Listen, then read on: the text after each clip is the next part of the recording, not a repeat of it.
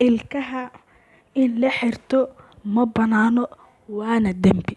Assalaamu calaykum waraxmatullaahi tacaala wabarakaatu. Halka aad toos naga daawanaysaan waa Soomaali Tijaab 22.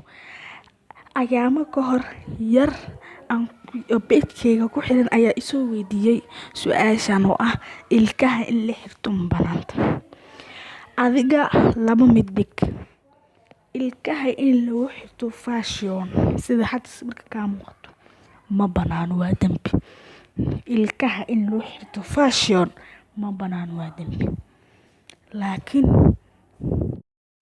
ilkaha haddii loo xirto khatar caafimaad ama qofku ilkiisa kala dheeraado foolxumo way banaantay.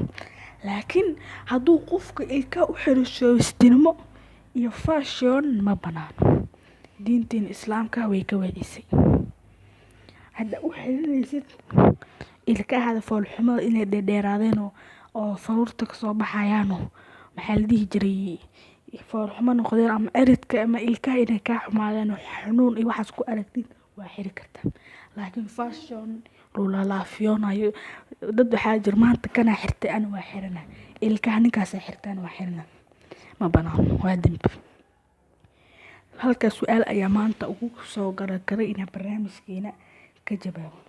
Dad waxaa jiraan dadka markay YouTube-kooda wax soo geliyaan ka daba shaqeeyno muuqaalkan horta aniga ma ogoli muuqaalkan in YouTube la adeegsado oo meel kala dhigo. Dad waxaa jira muuqaalka marka